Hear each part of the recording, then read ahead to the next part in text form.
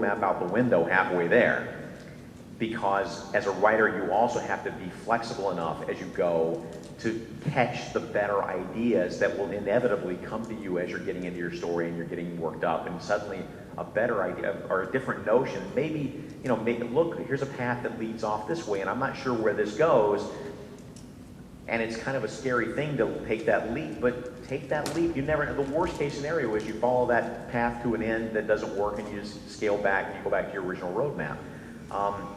Any writer who swears up and down that he has his big mega epic plotted out to within an inch of its life and he's got everything worked out to the very last comma is either lying or he's a crash test dummy, one of the two. Because you've got to have the courage to be able to take those leaps. And also, if you're a writer, you know that the most exciting part of the process, inevitably, is the moment where the little light bulb goes on and you see something in your story you never saw before, or that moment of a spontaneous sort of, wow, here's a decision that I didn't think I was going to make, or here's something, a character is saying something I didn't think they were going to say. And those moments translate on the page. That excitement that you had, that spontaneity, that moments of spontaneity, like flashbulbs, you want those because the reader senses those. The reader can tell when you've laboriously plotted out and outlined and re-outlined and double outlined your story to a flaw, because it reads like a recipe and not like a real story. It doesn't have that sort of vital energy to it. Good question, thank you.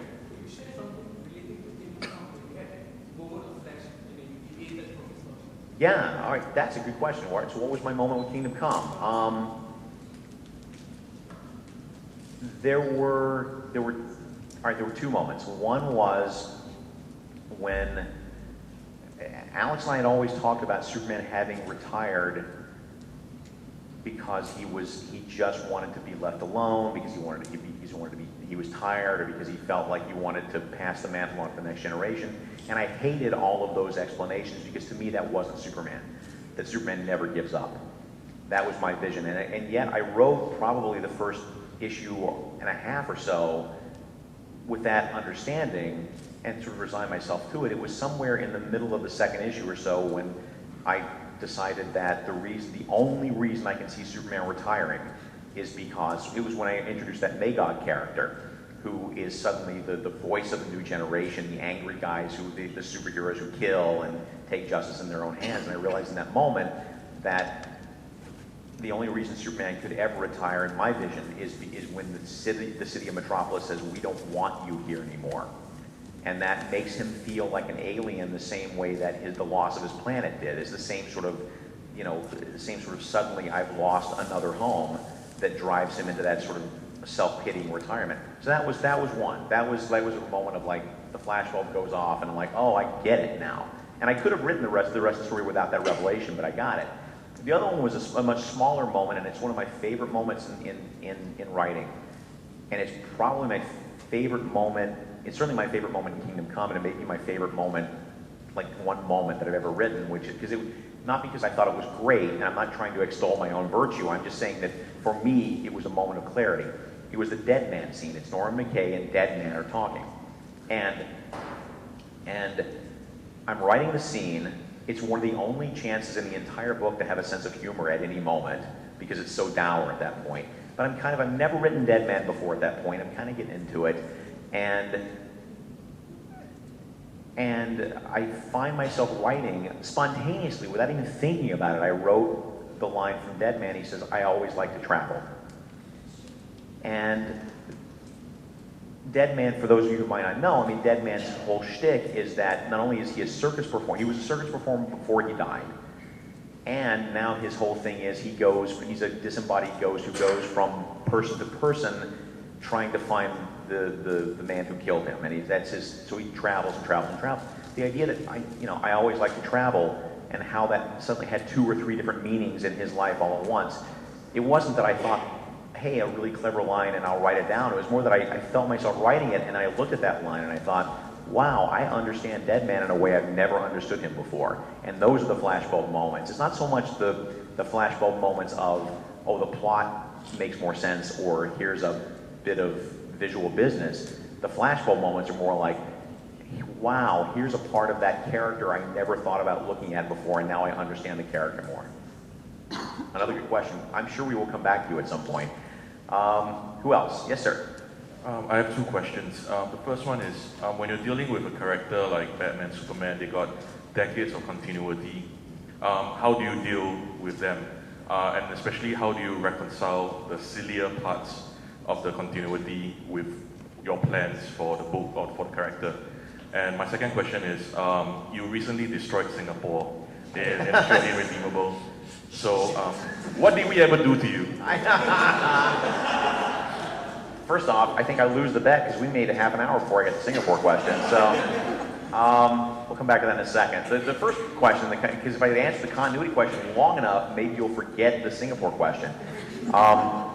With continuity, these characters have been around for 70 years, 75 years. There's been more stories told and written about Batman, this is true, more than any other character in human history. I mean, yes, characters like Hercules have been around longer, but how many Hercules stories are there? There's one. It's just told differently.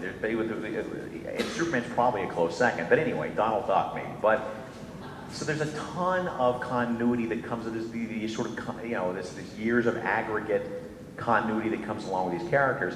And what you really have to do is sort of judiciously, as you write their adventures, judiciously look for the pieces that seem to make sense to you and serve your story, but don't feel bound by every last little thing that was written, because I can tell you, as somebody who has written more than my share of craptacular stories, I don't think anybody should be bound by because I had food poisoning one night and had to get a story out and make my deadline.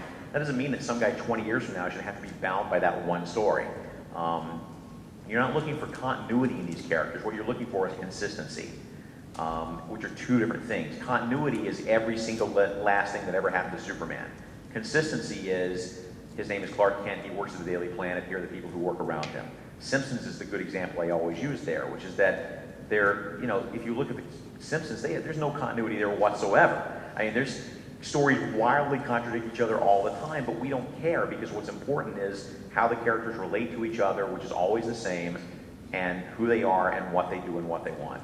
And if you wanted tight continuity in The Simpsons, then Homer would have been dead a long time ago. Much worse show. Singapore. First off, I would like to report how happy I am that this whole Singapore Writers Festival thing was not some Roman Polanski thing where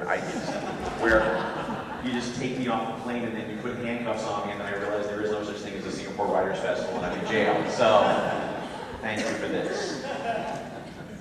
The God's honest truth is that in an odd sort of way, it was a compliment, because I needed, for the purposes of the story, for Plutonian to have obliterated an entire country, I needed a certain size country, because I needed to believe that he could sink the entire island. So I needed an island country, and I needed one where the economic impact would be big on the world and where it would be missed. That left me with Cuba, Hawaii, Japan, and Singapore.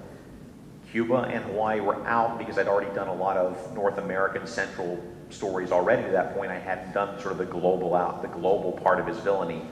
And looking at it, I looked at Singapore and I thought, no, we would. I went to then the economic reports and stuff, and I realized, boy, we would really miss Singapore if you guys weren't around. The world economy would be in complete tatters, and that helps me in my future stories as we sort of ramp up the danger. And also the fact that, next to Monaco, you guys are the most densely populated country in the world. And so the sheer horror of that, that you get out of that more so than, say, if I were to sink part of New Zealand, well, there's giant parts of New Zealand with nobody in it. So there would have been lots of scenes of wildlife being upset because things are big grassy plains as they sink, and there's no drama in that. So